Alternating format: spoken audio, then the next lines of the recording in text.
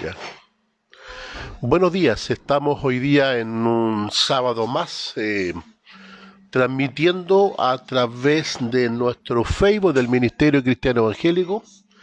También estamos transmitiendo a través de nuestra señal online, de nuestra radio online, a través de Radio Umbral RDBA Chile, por supuesto también para toda la localidad de Yungay, especialmente en la zona cordillerana, mediante la señal FM, la 107.9, a través de Radio Umbral. También saludamos también a la radio online Radio Eterna FM en la ciudad de Valdivia y su señal la 107.9, y también la radio del Ministerio Cristiano Evangélico. Bienvenidos hoy día a nuestro programa La Biblia Responde.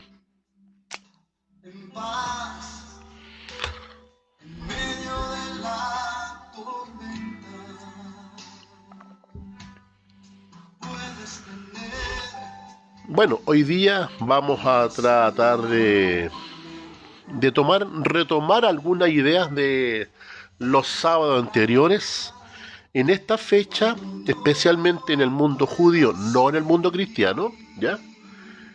Se conmemora o se celebra una fiesta, que está por supuesto en la Biblia. De ninguna forma vamos a cuestionar la fiesta, al contrario. Es una fiesta que se celebra en el mundo judío, que está en la Biblia, que es el Yom Kippur, o el Día de la Expiación. Me parece que por la fecha tendrá que celebrarse entre el 27 y el 28 de septiembre. Más o menos ahí cae, de acuerdo al calendario y al ritual judío. Más o menos la fecha del Día de la Expiación. Bueno, y hoy día vamos a tratar de ver algunos temas con respecto a eso, al Día de la Expiación, pero nos vamos a enfocar en dos elementos, es decir, en dos símbolos de ese día, que eran dos machos cabríos, ¿ya? Uno que era para Jehová y otro para Azazel. Vamos a explicar, por supuesto, dentro del programa.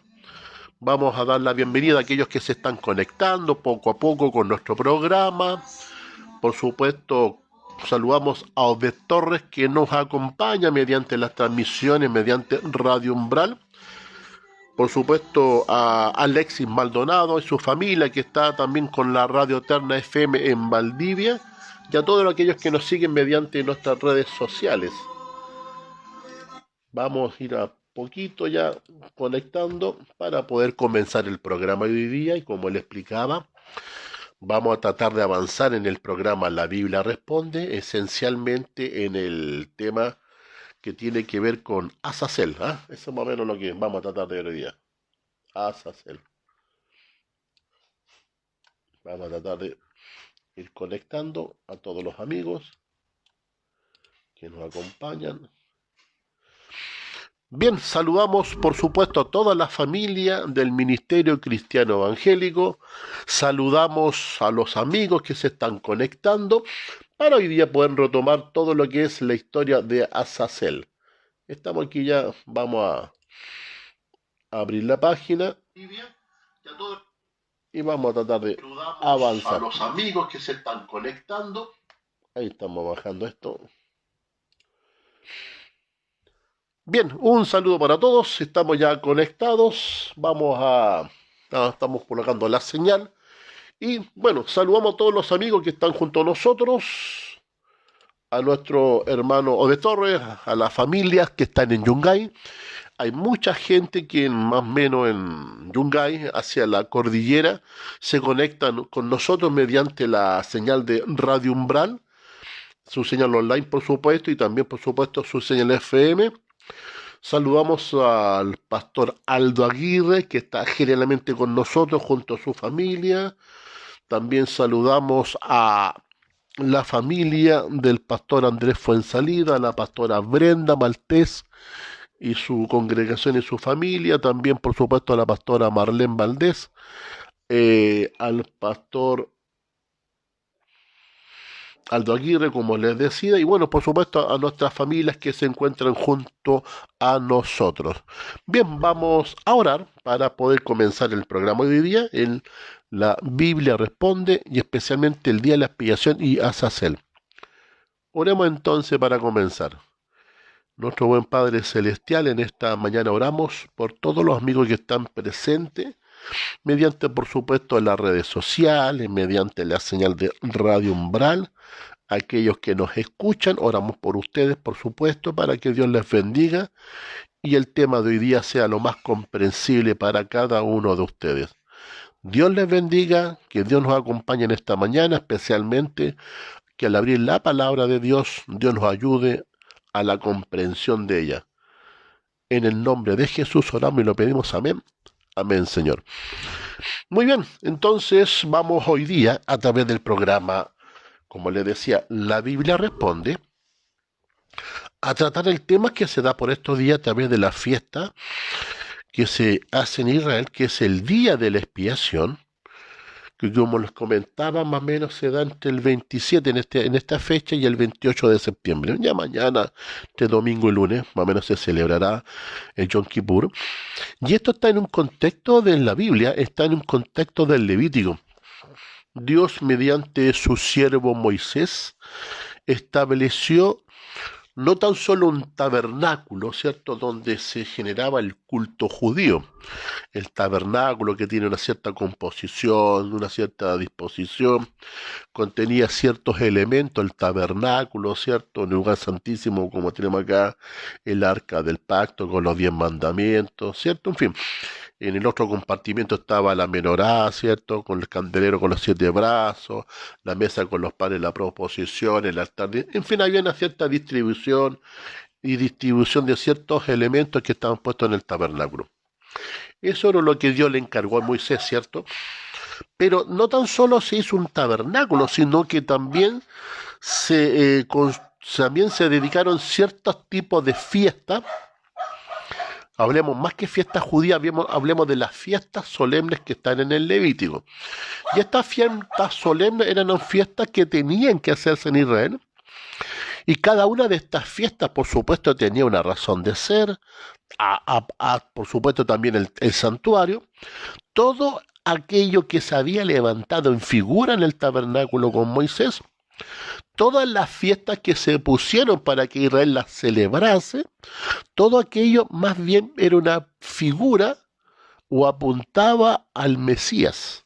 Todo, absolutamente todo. La Pascua, los panes sin levadura, la fiesta de las gavillas, la fiesta de los tabernáculos, el día de la expiación, el candelero, la mesa con los panes, todos los elementos y las fiestas obviamente tienen una razón de ser, que presentar la mediación de Cristo en favor de la raza caída. Es decir, toda esta figura era una forma de explicar el plan de la redención. Dios, a través de Israel, explicó mediante figura y mediante ciertas fiestas el plan de la redención. Ese era en el fondo el objetivo. No era solamente quedarse en la fiesta en sí mismo, no era simplemente hacer una fiesta y sin sentido. Las fiestas tenían elementos y cada elemento constituía apuntar a que quedase en la mente del penitente y de cada judío lo que Cristo haría por nosotros. Ese era el trasfondo de todo. Miren, y en el Levítico, en el capítulo 23, que lo invito a leer, en el Levítico, en el capítulo 23, ¿ya? Aquí donde se dice las fiestas solemnes. Yo hago una distinción entre fiestas judías y fiestas solemnes. Hay otras fiestas, como por ejemplo la fiesta de las luces, en fin, otras fiestas, la noche de los cristales rotos, que también se conmemora por distintos acontecimientos históricos con Israel. Pero estamos abocados a las que están en la Biblia, las que Dios puso, las que Dios coloca con un propósito que es apuntar a Cristo. Y en este contexto, en las fiestas solemnes, en el capítulo 3 del Levítico, ¿ya? Vamos a nombrar algunas para que ustedes comprendan un poquito las fiestas que fueron puestas en este aspecto. En el capítulo 23, en el versículo 4 para adelante, se establece de esta forma. Dice, estas son las fiestas solemnes de Jehová, las convocaciones santas a los cuales convocaréis en sus tiempos. En el mes primero, a los 14 del mes entre las 2 tardes, Pascua es de Jehová. A los 15 días de este mes es la fiesta después de los panes sin levadura. Y dice, a Jehová 7 días comeréis pan sin levadura. Saltemos al tiro al versículo 10 para ir viendo los tipos de fiesta, ¿ya? Dice, habló Jehová a los hijos de Israel, y diles, cuando hayáis entrado en la tierra que yo os doy, y sigáis sus mies, traeréis al sacerdote una gavilla por primicia de los primeros frutos de vuestra siega. Vale decir, esta es la fiesta de las primicias. Versículo 15 dice, y contaréis desde el día en que siegue al día de reposo, desde el día en que ofreciste la gavilla de la ofrenda mecida, 7 semanas cumplidas serán. Ahí coloca, ¿cierto?, el tipo de fiesta, la razón de la fiesta y la fecha en que obviamente las fiestas duraban y el tiempo en que duraba. Saltémonos también al versículo 24, por ejemplo, rápidamente. Habló a los hijos de Israel y diles, dice, en el mes séptimo, al primero del mes, tendréis día de reposo, una conmemoración al son de las trompetas y una santa convocación. Y aquí está puesta la fiesta de las trompetas. Y después de la fiesta de las trompetas, lo que a nosotros nos interesa, según el versículo 27, dice, a los 10 días de este mes séptimo será el día de la expiación. Tendréis santa convocación, afligiréis vuestras almas, ofreceréis ofrenda encendida a Jehová. ¿Qué más se hacía en el día de la expiación? Dice, ningún trabajo haréis en este día, porque es día de expiación para reconciliaros delante de Jehová vuestro Dios. Porque toda persona que no se afligiere en este mismo día será cortada de su pueblo, y cualquier persona que hubiere trabajado alguno en este día, yo destruiré a la tal persona de entre su pueblo.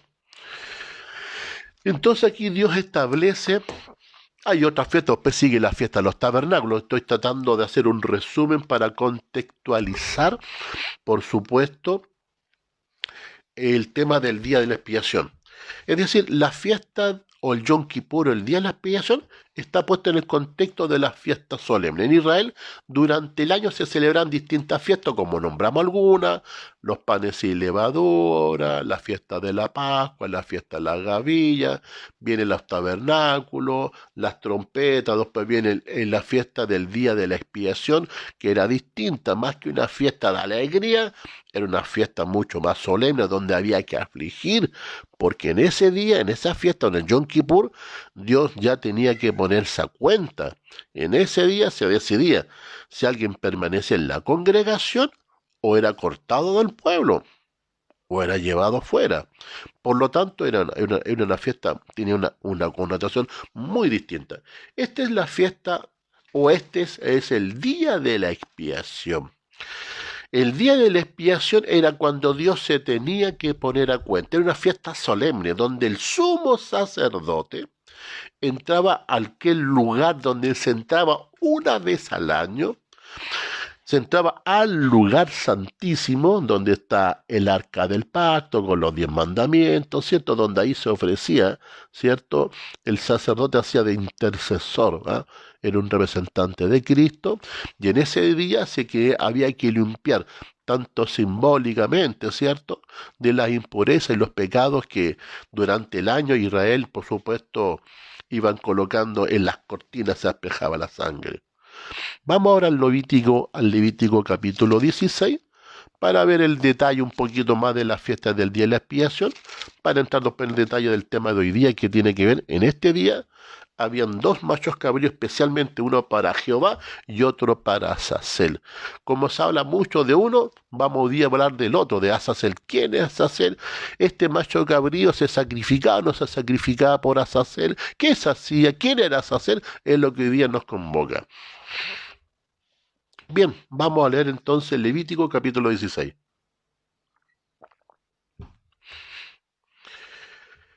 En el capítulo 16 del Levítico ya se explica con mayor detalle acerca de Azazel y del día de la expiación, ¿ya?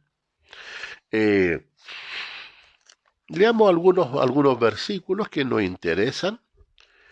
Por ejemplo, dice el versículo 1 para ir contextualizando.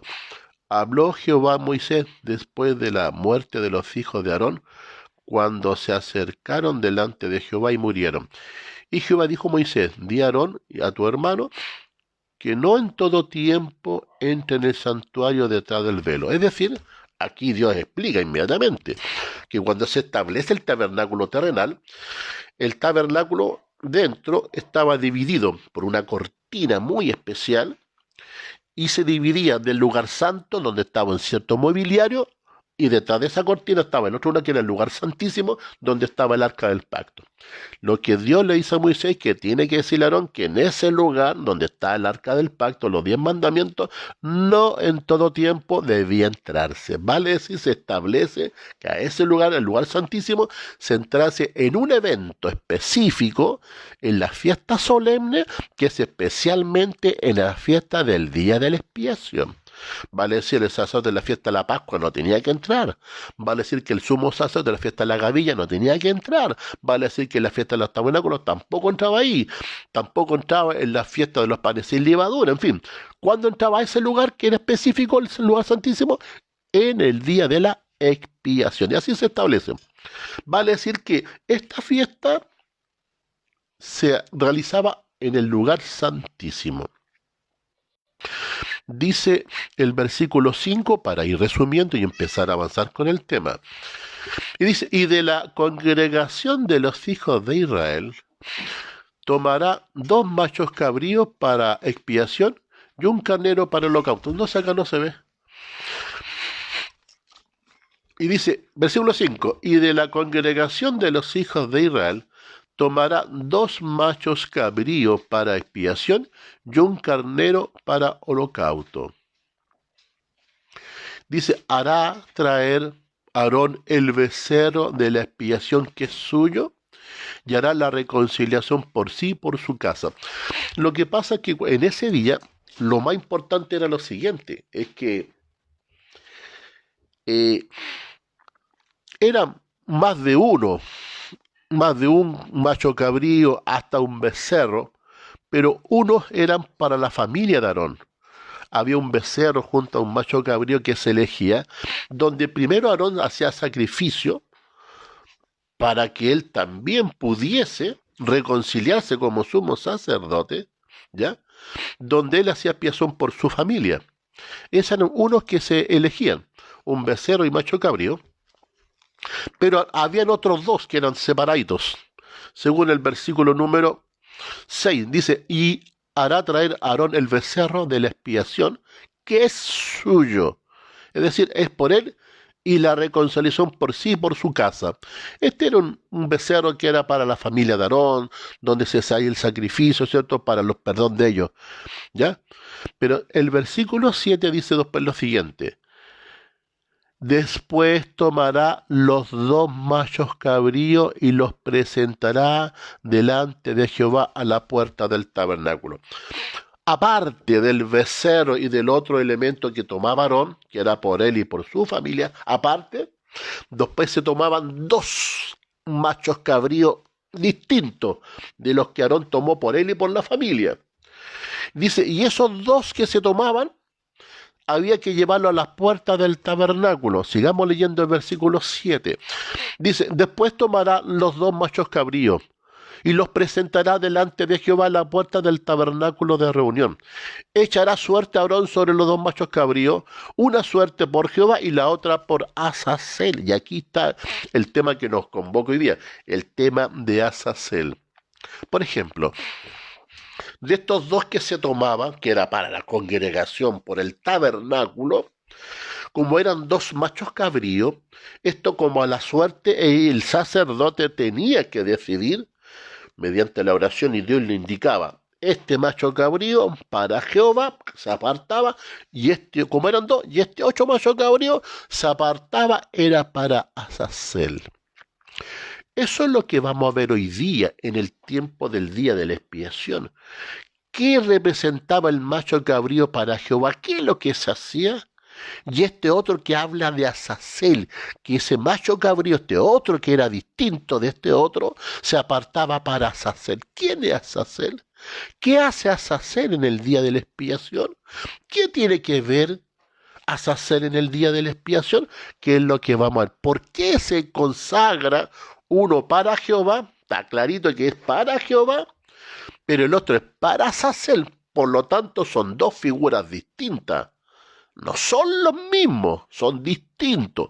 Por algo uno es para Jehová y el otro es para quién, para Azazel. Se hace una distinción. Y lo que vamos a ver hoy día, ¿qué es lo que hace Azazel? ¿A quién representa? ¿Por qué Azazel también es parte de la expiación? ¿Qué tiene que ver con esto y a quién representa? Volvamos a leer el versículo 8 ya para ir avanzando, para entrar en el tema sobre quién es el personaje de Azazel. Echará suerte a Aarón sobre los dos machos cabríos, una suerte por Jehová y otra suerte por Azazel. Hará traer a Aarón al macho cabrío sobre el cual cayera la suerte por Jehová y lo ofrecerá en expiación. Es decir, ese macho cabrío que se hacía por Jehová y representaba a Jehová, que se hacía expiación. ¿Y qué es lo que expiación? Vale decir, se lo sacrificaba. Importante esto. Por lo tanto, el que era por Jehová se sacrificaba para expiar en representación las impurezas del tabernáculo. Por eso dice para expiación. Versículo 10. Mas el macho cabrío sobre el cual cayere la suerte por Azazel, lo presentará vivo delante de Jehová para hacer la reconciliación sobre él, para enviar a Azazel al desierto. Aquí son dos cosas muy distintas. El de Jehová se sacrificaba para expiación, pero el que representaba este macho cabrío a Azazel no se sacrificaba. Y no era para expiación. De hecho, quedaba vivo. Y después del proceso en el lugar santísimo de la expiación, se lo llevaba al desierto. Y eso es lo que queremos ver. ¿Quién es este macho cabrío que representa a Azazel? ¿Quién es Azazel? ¿Por qué quedaba vivo? ¿Por qué no era parte de la expiación? Y más encima al final, allá que ya no al desierto, ya algo pasaba en el desierto. Versículo 11. Hará traer el becerro que era para expiación suya y le hará reconciliación. Es decir, todos estos elementos tienen que ver con reconciliar, con expiar, con limpiar. En fin, ese era el proceso en el día de la expiación o el Yom Kippur, la limpieza, la purificación. Pero el de Azazel no era para limpieza y no era para purificación. Uno, porque quedaba vivo, era obvio. Y el apóstol Pablo dice que sin derramamiento de sangre no se hace remisión de pecado. Vamos a leer algunas cositas en la revista del santuario. Vamos a leer algunas cosas brevemente para seguir avanzando con los textos bíblicos y especialmente los que nos convocan, que es lo que es acerca de quién es Azazel. ¿Por qué Azazel es parte en este ritual del Yom Kippur, el día de la expiación? Dios determinó dos. Uno era para Jehová, el que se sacrificaba, que era para limpiar la impureza, pero el de Azazel no se sacrificaba, quedaba vivo y tenía otra gestión que hacer. Mire, voy a leer en la revista El Santuario algo que está en el libro Patriarca y Profeta en la página 371. La sangre de Cristo, dice aquí, no anula el pecado. Este queda registrado hasta el juicio final. Después de su ascensión, nuestro Salvador iba a principiar su obra como nuestro sumo sacerdote. El apóstol Pablo dice, no entró Cristo en el santuario hecho de mano, figura del verdadero, sino que en el cielo mismo para presentarse por nosotros en la presencia de Dios. Hebreos 9:24. Como el ministerio de Cristo iba a consistir en dos grandes divisiones, ocupando cada uno un periodo de tiempo y teniendo un sitio distinto en el santuario celestial, asimismo el culto simbólico consistía en el servicio diario, todos los días en el lugar santo, y en el anual, una vez al año en el lugar santísimo, se dedicaba a una sección del tabernáculo. Como Cristo, después de su ascensión, compareció ante la presencia de Dios para ofrecer su sangre en beneficio de los creyentes arrepentidos, así el sacerdote rociaba en el servicio diario la sangre del sacrificio en lugar santo en favor de los pecadores. Aunque la sangre de Cristo había de librar al pecador arrepentido de la condenación de la ley, no había de anular el pecado. Este quedaba registrado en el santuario hasta la expiación final. Así, en el símbolo, la sangre de la víctima quitaba el pecado del arrepentido, pero quedaba en el santuario hasta el día de la expiación. El servicio típico, cuando el sumo sacerdote entraba en el lugar santísimo, todos los hijos de Israel debían reunirse cerca del santuario y humillar sus almas del modo más solemne ante Dios, a fin de recibir el perdón de sus pecados y no ser separados de la congregación. Cuánto más esencial es que en nuestra época antitípica de la expiación comprendamos la obra del sumo sacerdote y sepamos que deberemos no incluirnos. Es decir, nosotros, así como se celebra como una cosa ritual, ¿cierto? Como una cosa cultural, pero sin embargo, esta fiesta o el día de la expiación, de acuerdo a todo lo que hemos dicho anteriormente, el juicio investigador ya empezó en 1844. Si ustedes leen Apocalipsis 14, ¿cierto? Cuando se habla del Evangelio eterno, el ángel que viene con ese Evangelio eterno para predicarlos todos los moradores de la tierra. ¿Y qué es lo que anuncia? Porque la hora de su juicio ha llegado. Así como en Israel se hacía de una forma muy simbólica y muy solemne el día de la expiación, aquí se le Juan, cuanto más nosotros que sí estamos viviendo desde 1844 esta fiesta solemne como el día de la expiación. Muy bien, entonces vamos a entrar en materia, ¿cierto? Y vamos a ver lo que nos convoca en este contexto, ¿cierto? ¿Qué es lo que hace Azazel? Bueno, nosotros hemos de comprender que en el día de la expiación, así como se tenían dos machos cabríos, ¿cierto? Aparte lo que tenía Aarón para su familia, que eran para expiación, aparte de él, Aarón tenía un becerro y un macho cabrío, pero eran dos aparte, distintos. Él expiaba por él y por la familia, pero habían dos aparte que era para la congregación, pero de esos dos uno se dedicaba para Jehová y otro para Azazel. Está claro que el de Jehová era para expiar, y si es para expiar tendría que ser sacrificado, porque el apóstol Pablo dice que sin derramamiento de sangre no se hace remisión de pecado. Pero el de Azazel era claro que quedara vivo. Por lo tanto, si Azazel, el que representaba al macho cabrío Azazel, era muy distinto del que representaba a Jehová.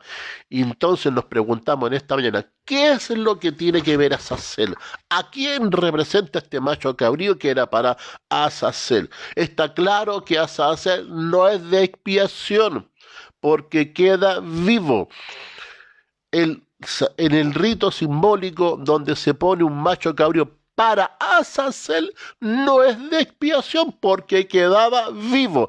Por lo tanto, tiene otra connotación muy distinta que limpiar las impurezas.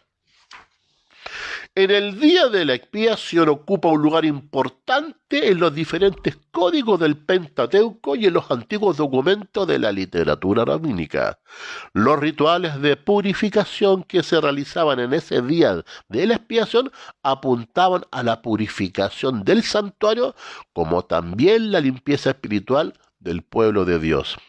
La contaminación del santuario se debía a que los pecados confesados por los adoradores a lo largo del año eran transferidos simbólicamente. Vamos a ver cómo se transferían entonces los pecados de los penitentes en el campamento, cómo se transferían al santuario.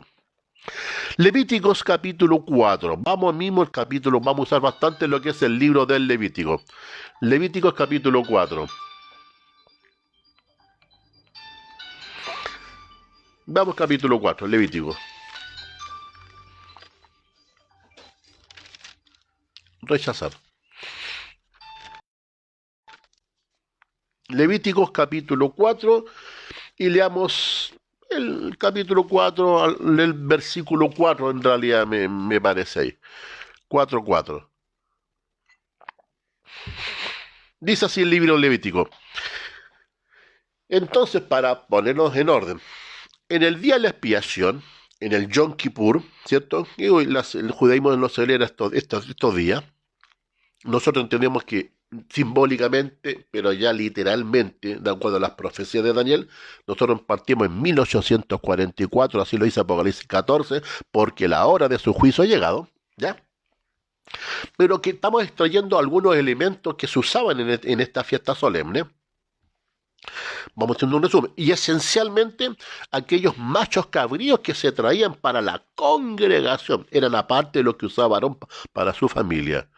Había uno que se echaba suerte por a Jehová, que decía que era para expiación, significa que era sacrificado para expiar, para limpiar, el de Jehová, pero el de Azazel, que es lo que queremos responder hoy día, ¿quién es Azazel? ¿Qué es lo que hace? ¿Cuál es su propósito? ¿Ya? Vamos a ir viendo de a poquitito el tema. Quedaba vivo, y si quedaba vivo, por lo tanto, no era para expiación, ¿qué es lo que se hacía? Entendemos que el de Jehová era para limpiar el santuario de las impurezas que de alguna forma quedaban registrados en el tabernáculo. ¿Cómo entonces se registraban los pecados del pueblo de Israel en el tabernáculo? En Levítico 4, del versículo 4 en adelante, veremos lo que nos convoca ahora. Dice, traerá el becerro a la puerta del tabernáculo de reunión delante de Jehová. O sea, a la puerta del santuario no entraba el penitente. Y pondrá su mano sobre la cabeza del becerro y lo degollará delante de Jehová. Entonces, en el ritual del día a día, ¿cierto? Cuando un judío, ¿cierto?, pecaba contra la ley de Dios, en fin, tenía que llevar un becerro, un corderito, ¿cierto? Pero fíjense, en las puertas, no adentro, él tenía que poner su mano, no ponía las manos, ojo con esos detalles. Decía, él ponía su mano, vale decir, él ponía su mano. Enseñó que él transfería su culpabilidad a esa víctima inocente. Entonces él ponía su mano y con la otra degollaba a este animalito, que en el fondo era un símbolo de Cristo, el sustituto, ¿cierto? El que Jehová en él cargó todos los pecados, ¿cierto?, de nosotros.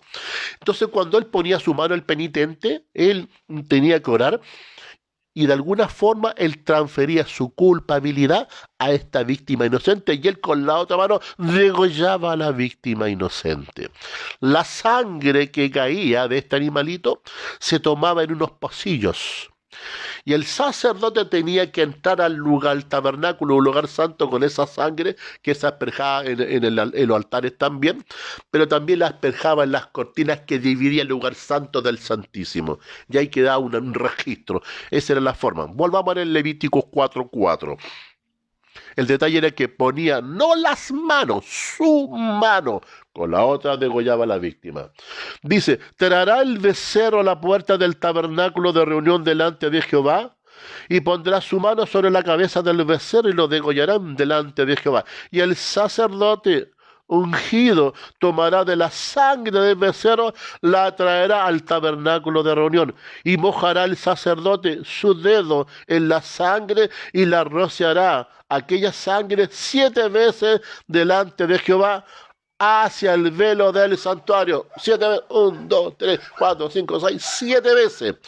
Esa sangre, es decir, que era el símbolo donde el penitente transfirió su culpa, donde este animal tenía que morir por culpa de otro, no por sí mismo, esa sangre al final quedaba registrada. Vale decir que el penitente se iba reconciliado, porque él transfirió su culpa al animalito, al cordero, que es símbolo de Cristo, pero esa sangre fue transportada al santuario y asperjada 7 veces en las cortinas que separa el lugar santo del Santísimo. Vale decir que el judío se libró de la muerte, se reconcilió, pero sin embargo aún quedaba un registro de su pecado. y cada día, tarde y mañana, se hacían los mismos sacrificios, así que todo el año las cortinas se iban llenando de la impureza y de los pecados del pueblo. Sigamos avanzando. Eso está en Levítico 4. Mire, fíjese que esto no es un tema menor, ¿eh? Vamos al Levítico, el capítulo 10. Avancemos rápidamente. En Levítico capítulo 10 leamos del versículo del 16 al 18. La importancia que tenía en este ritual, en el día a día, yo no estoy hablando del día del expiatorio, sino que estoy hablando, digamos, contextualizando qué es lo que se hacía día a día. ¿Por qué había que limpiar el santuario? ¿Por qué existía el día de la expiación? ¿Por qué había que limpiar de la impureza? Es lo que estamos respondiendo. ¿Por qué existe un día de la expiación o el día de la purificación? ¿Por qué? Porque todos los días se asperjaba sangre, que era un símbolo donde se transportaban los pecados del pueblo, y la cortina que ya quedaba llena de sangre, que era un registro del pecado. Eso es lo que estamos diciendo. Y en el Levítico 10, fíjense, en un momento unos sacerdotes no hicieron esto. Y miren lo que Dios hace. Dios se enojó mucho cuando algunos olvidaron de llevar la sangre y asperjar en el velo. En Levítico 10, versículos del 16 al 18, dice, y Moisés preguntó por el macho cabrío de la expiación, y se halló que había sido quemado, y se enojó contra Eleazar e Itamar, los hijos que habían quedado de Aarón, diciendo, ¿por qué no comiste la expiación en lugar santo? Pues es muy santa. Y la dio él a vosotros para llevar la iniquidad de la congregación, para que sean reconciliados delante de Jehová. Dice, versículo 18, ved que la sangre no fue llevada dentro del santuario. Vosotros debéis haber comido la ofrenda en lugar santo que yo mandé. Entonces, en un momento, Dios se enojó, ¿cierto?, y a través de Moisés se le hace expresar a los hijos de Aarón que cometieron una grave falta, porque cuando habían sacrificado un cordero, la sangre no había sido transportada dentro del santuario. ¿Y por qué para Dios es muy importante que la sangre quedase dentro del santuario? Era importante, porque en el día de la expiación, que era el día de la reconciliación, Dios con el pueblo, donde se decidía quién permanecía dentro del campamento y quién era expulsado y después muerto por Jehová. Entonces no era una cosa menor. En el día de la expiación, donde se hace la purificación del santuario, pregunto yo, ¿dónde se hace? ¿Se hace afuera del tabernáculo o dentro del lugar santísimo? Dentro del lugar santísimo. ¿Dónde quedaban los pecados registrados? ¿Afuera del tabernáculo o en la cortina que separaba el lugar santísimo? En las cortinas. Si mi culpa era puesta sobre ese cordero, pero si la sangre de mi culpa no era entregada dentro del santuario, yo no iba a ser parte de la reconciliación. Porque el Señor se está reconciliando y limpiando dentro del santuario donde había sido asperjada la sangre. Pero si la sangre de algún cordero que yo manifesté y confesé mi culpa no era entrada al santuario, significa que yo no iba a ser parte del día de la expiación y no iba a ser librado de la culpa. Por eso es que era importante que la sangre fuese dentro del santuario. Así Dios se lo hizo ver a Moisés, lo que hicieron los hijos de Aarón, que en un momento no llevaron la sangre de ese macho al santuario. Ahora, en el tema de Azazel, la verdad cosa que el origen del nombre difiere en la teología. Hablemos del nombre. Por ejemplo, dicen, el origen del nombre Azazel es muy diverso. Veremos algunos de ellos. La gran mayoría de las versiones dejan sin traducir la palabra hebrea Azazel, porque no hay una uniformidad de opinión en cuanto al significado de esta palabra, pero hay algunas sugerencias que nos podrán indicar. Es cabra y azal, conducir, es decir, la cabra que se conduce. Otros dicen que se traduce a Azazel como el dios fiero, o el dios macho cabrío, o Esel se traduce como el demonio del desierto. Es decir, más o menos, entendemos en definitiva, ¿cierto?, que el nombre Azazel hay una figura, no es de Jehová, es una figura de un ser mitológico en aquella época, pero que representa al dios del desierto, al macho cabrío, es decir, al demonio del desierto. En definitiva, eso representa. Ojo, Azazel no es un lugar geográfico. Algunos piensan que Azazel es un lugar, no es un lugar geográfico. Azazel representa a una divinidad, ¿cierto?, que no tiene que ver con Dios. Y en algunos eruditos dicen que representa a Satanás, que es la morada del Satanás. En el fondo es el origen del nombre Azazel, representa a Satanás. El término es el nombre de un ser sobrenatural, como hemos dicho, opuesto a Dios, que mora en el desierto, pero de las conclusiones de una u otra desemboca casi siempre en la idea de un ser sobrenatural, un demonio, una especie de divinidad antigua y malvada que causa los males del pueblo. Eso es muy importante. Azazel es aquel que representa a un demonio, específicamente a Satanás, pero Azazel lo que hace es causar los males del pueblo. Eso es lo que representa Azazel. Vale decir que cada vez que un judío va a sacrificar un cordero por su culpa, y ese animal inocente tiene que morir por la culpa de un judío, pero detrás de esto está alguien que está impulsando a ese judío a rebelarse en contra de la ley de Dios. Vale decir que Azazel es el instigador en el campamento para hacer pecar al pueblo y de esa forma así contaminar el santuario. Avancemos. Desde el punto de vista de la mayoría de los eruditos, coincide en que se refiere a Satanás por la gestión simbólica en el día de la expiación. Y es obvio, porque el macho cabrío era para expiar. ¿Y qué expiar? Sacrificarlo. Pero el de Azazel quedaba vivo, por lo tanto era claro que no tenía nada que ver con el de la expiación. Miren, vamos al libro de Hebreos, vamos avanzando rápidamente al libro de Hebreos. Hebreos capítulo 9. Lo que sucede es que en algunas instituciones teológicas, algunos llegan a la conclusión que Azazel representa a Cristo. Eso fue más o menos lo que en algunas instituciones teológicas Azazel lo ponen en el contexto que representa a Cristo. Pero ya ni siquiera, ya vamos en la mitad del tema y ya nos damos cuenta que de ninguna forma puede representar a Cristo.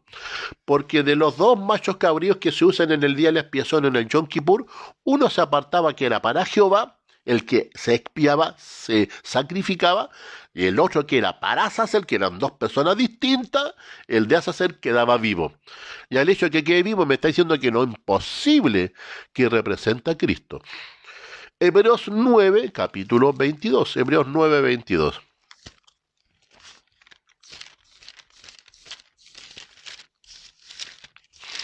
Veamos qué dice Hebreos 9, versículo 22. Dice así la palabra de Dios. Dice: y casi todo es purificado según la ley, con sangre, y sin derramamiento de sangre no se hace remisión de pecado. Vale decir que si Azazel quedaba vivo, no puede representar a Cristo, porque dice que sin derramamiento de sangre no se hace remisión de pecado. Por eso que Juan el Bautista, cuando ve a Jesús, dice así: he aquí el cordero que quita el pecado. El cordero que quita, Juan no está hablando del cordero del día a día, está hablando del que quita, el del cordero del día de la expiación, el cordero que se sacrifica para limpiar las impurezas del tabernáculo. Porque el apóstol Pablo dice que sin derramamiento de sangre no se hace remisión, no se limpia, no se purifica el santuario. Y si el que era por Azazel quedaba vivo, ¿podía limpiar el santuario? No era para limpiar. ¿Por qué quedaba vivo? Es lo que vamos a nosotros a seguir avanzando. Pero el apóstol Pablo es claro. Dice, casi todo, Hebreos 9:22 dice, miren, Hebreos 9:22 dice, casi todo es purificado según la ley con sangre. Alguien un día me dijo, ¿por qué el apóstol Pablo dice casi todo y no dice todo? Bueno, el apóstol Pablo en ese aspecto es muy detallista, y por algún motivo no dijo todo, dijo casi todo es purificado con sangre. ¿Y a qué se refiere el apóstol Pablo con esto? Claro, si uno ve los distintos elementos que se usaban como sacrificio, becerros, machos cabríos, vaca alazana, ¿cierto? Todos esos se sacrificaban y la sangre se derramaba. Por ejemplo, para alguien que no tuviera quizá económicamente para comprar un becerro o un cordero, que usaban tórtolas o palominos, que también se sacrificaban, ¿cierto? Y se derramaba sangre. Pero había un elemento que se usaba también para el sacrificio, pero que no se derramaba sangre. Y ese elemento era un puñado de harina de flor de efa. Ese puñado de harina se tostaba y se quemaba en el altar. La harina obviamente no derrama sangre. Entonces cuando dice el apóstol Pablo que casi todo se está refiriendo a esa ofrenda de harina, cuando dice que casi todo es purificado así con sangre, se está refiriendo a que en el concepto de casi todo, que no era todo, porque había una ofrenda que era harina, que se sacrificaba, que se quemaba, y obviamente la harina no iba a derramar sangre. Ese es el contexto porque el apóstol Pablo dice en el 92, por qué casi todo era derramado con sangre. Y aquí hay algo importante, porque cuando se hacía en el día de la expiación, se hacía el sacrificio por Jehová, esa sangre, ¿cierto? Un símbolo que iba a limpiar la impureza. El sumo sacerdote entraba al lugar santísimo con todas las vestiduras, inclusive. Por eso es que había un sacrificio por la familia del sacerdote, un becerro, y también por el sacerdote, porque estos que entraban aquí en la tierra eran humanos. Por lo tanto, Dios también tenía que ver si esa intercesión era válida de ese sacerdote. Entonces, lo primero que hacía era ponerse a cuenta el sumo sacerdote para después representar al pueblo. De hecho, las vestiduras usaban unas campanitas, las vestiduras del sumo sacerdote, y muchas veces entraba con una cuerda al lugar santísimo. Si Dios encontraba una falta en este sumo sacerdote, moría irremediablemente en la presencia del Señor, y si moría, tenía que ser tirado por la cuerda y sacarlo del lugar santísimo. Pero ellos escuchaban, mientras el sacerdote se movía, escuchaban las campanitas, ellos decían, Jehová ha aceptado a nuestro sumo sacerdote, y en fin, eso es lo que se hacía, ¿ya? Entonces cuando hacía todo el ritual, el día de la expiación de limpiar la impureza de los pecados que habían quedado en la sangre, en las cortinas, bueno, la tradición rabínica nos decía que esas cortinas eran cambiadas una vez al año, puestas por otras, porque estaban manchadas todo el año por sangre. Después que se terminaba, ¿cierto? El sacerdote de interceder, ¿cierto? De ver, ¿cierto? Aquellos que quedaban en el campamento que eran rechazados, por supuesto. Después él salía del santuario y se le hacía traer al macho cabrío que quedó vivo, según Levítico, ¿cierto?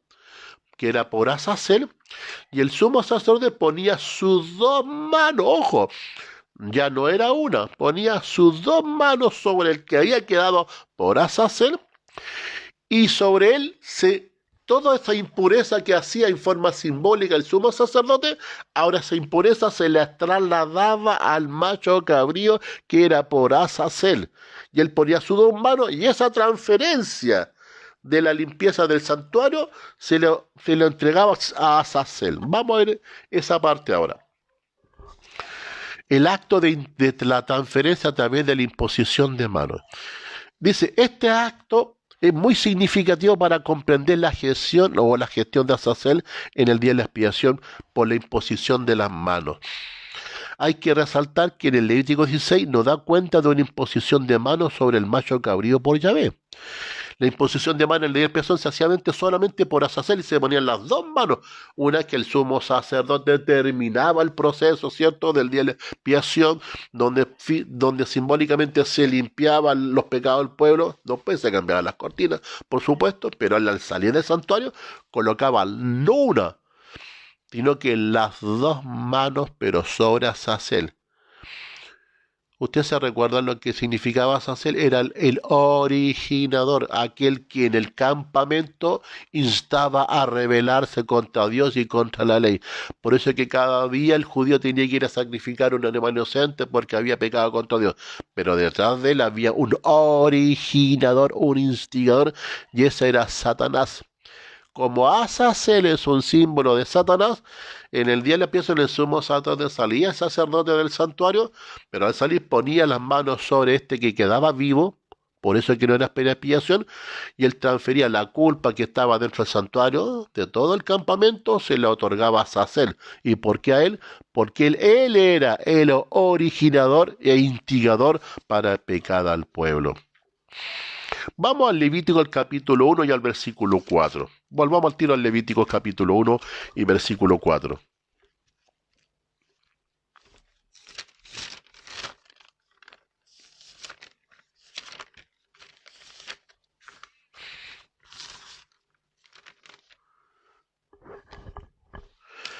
Dice, y pondrá su mano sobre la cabeza del holocausto y será aceptado para expiación suya. Miren, eso es lo que hemos venido diciendo, que en algún momento el judío en el día a día, cuando ya la ofrenda, ponía su mano, ¿cierto? Él ponía la mano y con esa mano degollaba. Era una forma, poner la mano, que era para expiación, distinto, ¿cierto? Pero en el día de la expiación, el sacerdote ponía las dos manos, que era muy distinto, y poner las dos manos ya era transferir la culpabilidad. Es decir, de todo lo que se haya limpiado, se le otorgaba al originador, que era el instigador, que era el papel de Azazel. Por eso que nosotros entendemos que hay diferentes tipos de imposición de manos. Hay una imposición de manos que era por sacrificio de paz, otro para el día de la expiación, pero generalmente en los sacrificios se colocaba una mano, se le colocaba nomás. Pero en el día de la expiación a Azazel se le colocaban las dos manos. Vamos entonces al Levítico, el mismo donde estamos, capítulo 4, Levíticos capítulo 4, avancemos un poquito a Levíticos 4. Leamos el versículo 4, dice 4:24. Pondrá su mano sobre la cabeza del macho cabrío y lo degollará en lugar donde se degüella el holocausto en el día de Jehová. Es expiación. 29. Pondrá su mano sobre la cabeza de la ofrenda de la expiación y la degollará en su lugar. Entonces se fijan que en cada momento se hacen ciertos rituales, uno cierto para la congregación, pero siempre se ponía la mano, no eran las dos manos. Solamente en el día de la expiación, a Azazel, el sumo sacerdote, cuando salía, colocaba las dos manos. En fin. Por eso es importante, yo le digo a mis amigos pastores evangélicos, ¿cierto?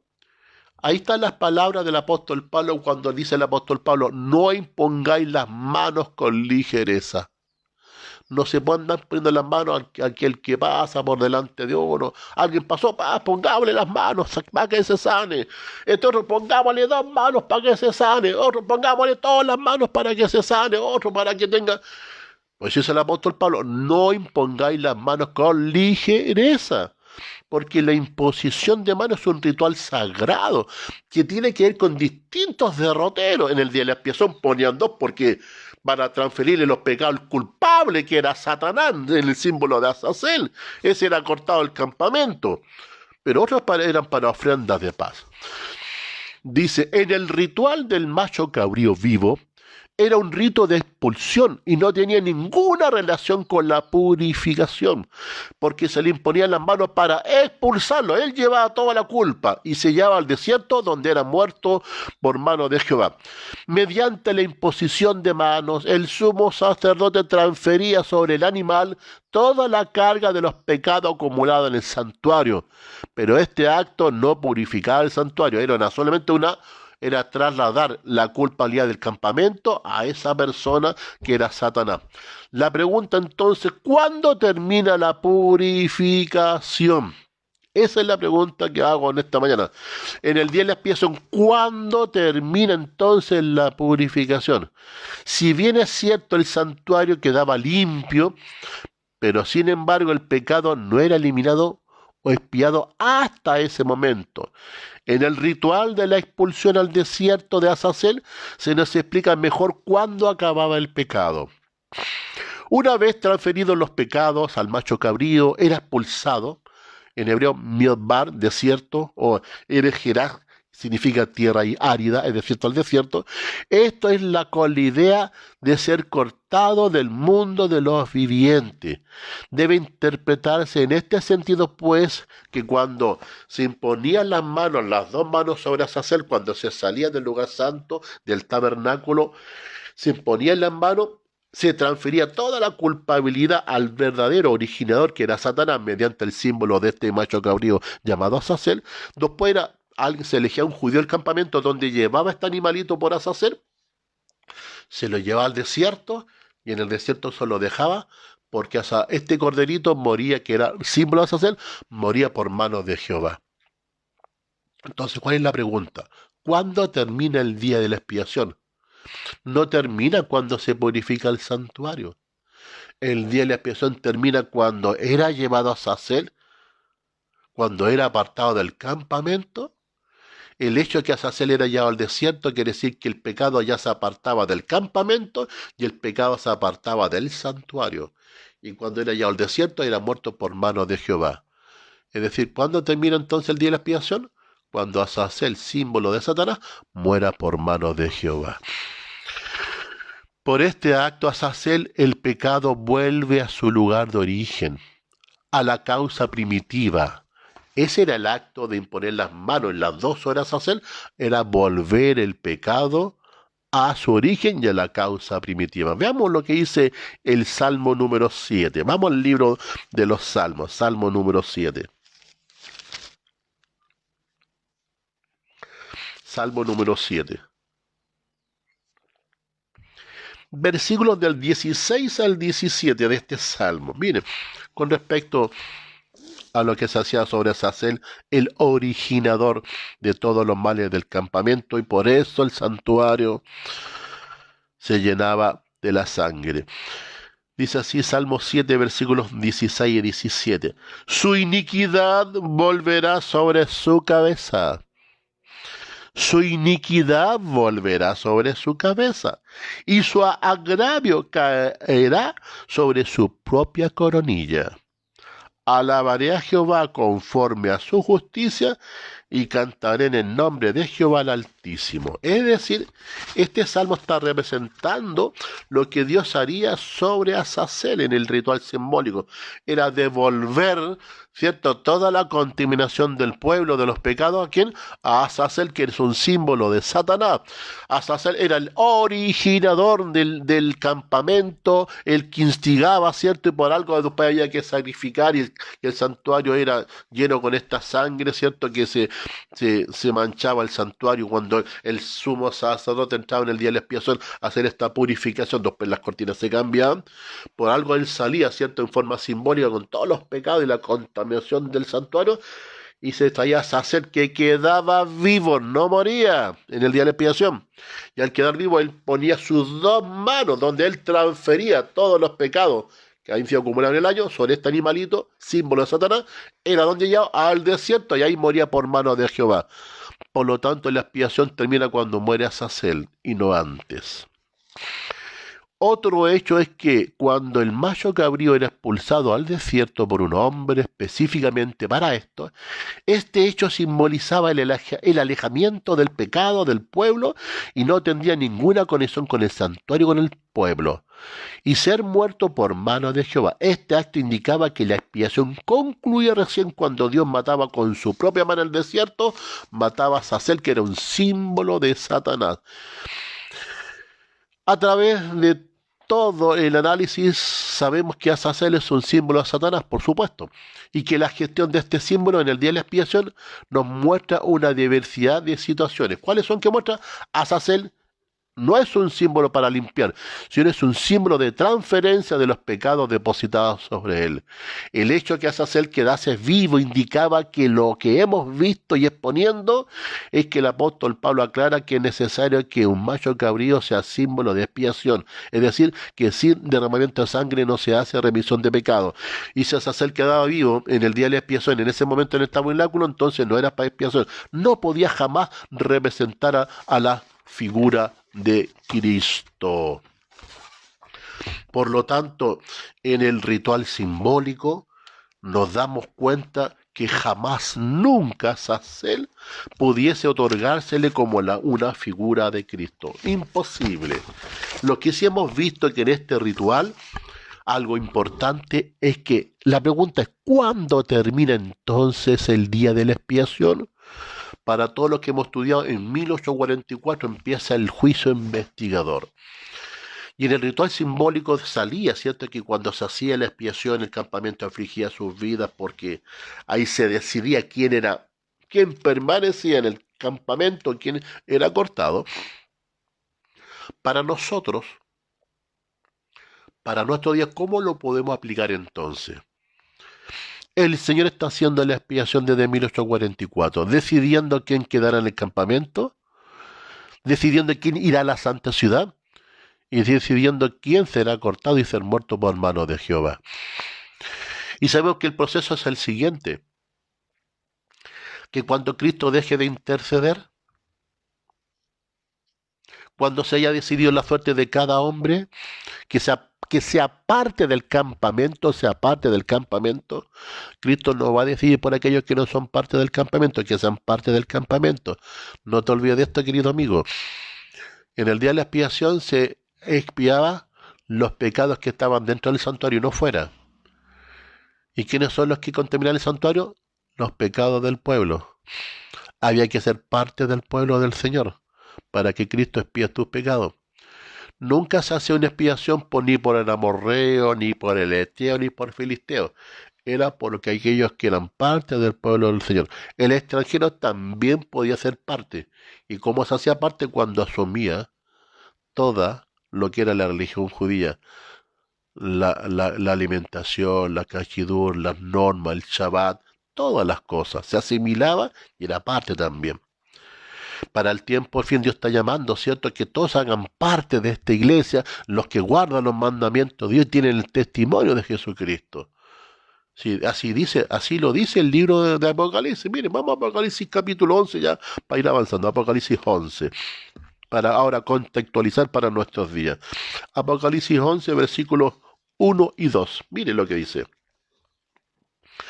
Entonces me fue dada una caña semejante a una vara de medir, y me dijo, levántate y mide el templo, el altar y los que adoran. ¿Qué cosa? En él. Pero en el patio que está fuera del templo, déjalo aparte y no mida, porque ha sido entregado a los gentiles y ellos hollarán la santidad por 42 meses. Vale decir que los que están fuera del santuario no serán juzgados y no serán medidos. Es decir, su suerte ya está echada. Los que están dentro serán juiciados y serán en beneficio para vida eterna. Por lo tanto, cuando Cristo salga del santuario celestial, aún el proceso no ha terminado. Si bien es cierto, está echada la suerte para cada uno de ellos. Cuando Cristo viene, en su segunda venida, comenzará el milenio. Ahí este símbolo que era de Azazel, que es Satanás, estará por 1000 años en una tierra desordenada, en una tierra vacía. Es decir, era cuando Azazel era llevado al desierto. El tiempo del milenio, cuando Cristo venga en su segunda venida, cuando los justos, todos se han trasladado, los que están vivos y aquellos que mueren en Cristo, resucitan en la segunda venida y se han trasladado al cielo, a la nueva Jerusalén, y los otros quedaron muertos porque mueren, ¿cierto? Los que están vivos, los que rechazaron a Cristo, no son parte del pueblo de Dios, morirán, ¿cierto?, con el resplandor de su venida, de Cristo. Pero Satanás, símbolo de Azazel, así como era llevado al desierto, Satanás por 1000 años estará en ese desierto. ¿Qué pasará con Satanás, que es símbolo de Azazel, en ese tiempo del desierto por 1000 años, en una tierra desordenada y vacía? Vamos a Apocalipsis 20. ¿Qué pasaba con Azazel en el desierto? Dice que era muerto por mano de ¿quién? Por mano de Jehová. ¿Qué pasa después del milenio? Dice así, versículo 9, Apocalipsis 20, después del milenio. Pero leamos el versículo 7 para que quede mucho más claro. Apocalipsis 20. Cuando los 1000 años se cumplan, Satanás será suelto de su prisión. Saldrá a engañar a las naciones que están en los 4 ángulos de la tierra a fin de reunirlos para la batalla, el número de los cuales como la arena del mar. Subieron sobre la anchura de la tierra y rodearon el campamento de los santos y de la ciudad amada. Y de Dios, ¿qué pasó? Dice, descendió fuego del cielo y los consumió. Es decir, que después del milenio Satanás hará una obra de engaño, ¿cierto? E intentará tomar el campamento de los santos, que es la Nueva Jerusalén, que descendió después del milenio. Satanás volverá, ¿cierto? Aún sigue el pecado. Es Azazel. ¿Cuándo se termina la expiación? Cuando Azazel moría en el desierto, el originador, el instigador. ¿Cuándo la tierra renovada? Cuando desciende después del milenio, fuego del cielo. ¿Y a quién mata? A Satanás y a todos los seguidores. Ese era el símbolo de Azazel. Eso cuando era llevado al desierto, eran matados por manos de Jehová, estaba prefigurando lo que dice Apocalipsis, que en el tiempo del milenio Satanás estará en el desierto al igual que Azazel y morirá por manos de Jehová. Y cuando muera por manos de Jehová, se acaba el día de la expiación. ¿Qué pasa después que muere Satanás y todos aquellos que le siguieron le acompañaron? Apocalipsis 21. Cielo nuevo y una tierra nueva. Por eso es que el cielo nuevo y la tierra nueva no es antes. Es después que desciende fuego al cielo, después del milenio, donde muere Satanás, los ángeles que cayeron con él y aquellos que en la tierra le siguieron y rechazaron. Aquellos que guardan los mandamientos y tienen el testimonio de Jesucristo rechazaron el sacrificio de Cristo. Ese era el símbolo de Azazel y eso también representa para nuestros días. Cuando Jesús termine como nuestro gran sumo sacerdote de interceder, de hacer la expiación, en el templo quedaba la sangre, obviamente un registro del pecado, pero en el santuario celestial está el libro de las memorias. Ahí está el registro de nuestras transgresiones y de nuestras decisiones. Por eso dice Daniel capítulo 7, el juez se sentó y los libros fueron abiertos. ¿De qué forma mi transgresión está en el santuario? Mediante el libro de las memorias. Está puesto todo registro de nuestras vidas, de lo que hacemos y lo que no hacemos y rechazamos. Lo que hace Cristo abogar en nuestro favor. Si nosotros no hemos confesado un pecado, vale decir que no podrá abogar y limpiarlo desde el santuario. Pero dice el ritual que en el ritual típico es que en ese día de la expiación, así como el sacerdote salía e imponía las 2 manos sobre Azazel para transferir el pecado al verdadero originador, por algo era apartado el campamento, porque el pecado se apartaba del campamento y del santuario, después moría por mano de Jehová, ese animalito por macho cabrío por Azazel, en el tiempo del fin. Será el tiempo del desierto de Azazel, en el tiempo del milenio. Cuando Cristo vuelve después del milenio con la Nueva Jerusalén, Satanás se va a levantar, intentará el campamento de los santos tomarlo, pero dice la Biblia que descenderá fuego del cielo y matará a Satanás, la raíz, la rama y a quienes que le siguen. Esa es la muerte que se hacía, ese era el símbolo sobre Azazel en el desierto, que representa el milenio para los días nuestros, para el final, después de la segunda venida de Cristo. Por eso que Azazel es un símbolo de Satanás. El desierto será el periodo de los 1000 años. Y después de ese periodo, Cristo hará descender fuego al cielo y consumirá la raíz y la rama. Por eso que después de esto viene un cielo nuevo y una tierra nueva, porque ya ahí se acabó la expiación. Muy estimados amigos, estamos tratando en estos breves momentos, ¿cierto?, que tenemos, explicar un poco la gestión que hace Azazel en el día de la expiación. Hemos tratado de una forma más didáctica, quizás más simple, de explicar esto, por supuesto, y ahí sabemos clarito hoy en día que Azazel no tiene nada que ver con Cristo, son 2 símbolos distintos. El de Jehová era para expiación, donde se sacrificaba. Azazel queda vivo hasta después que era llevado al desierto.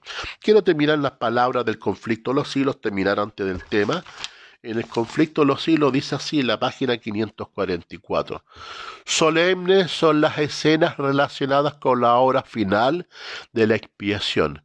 Incalculables son los intereses que éste envuelve. El juicio se lleva ahora adelante en el santuario celestial. Esta obra se viene realizando desde hace muchos años. Pronto nadie sabe cuándo les tocará ser juzgados a los vivos. Nadie sabe. En la augusta presencia de Dios, nuestras vidas deben ser pesadas o pasadas en revista. En este más o que en cualquier otro tiempo conviene que toda alma preste atención a la amonestación del Señor, que dice, velad y orad, porque no sabéis cuándo será el tiempo. Y si no volviereis, vendré a ti como ladrón en la noche, y no sabrás en qué hora vendré a ti.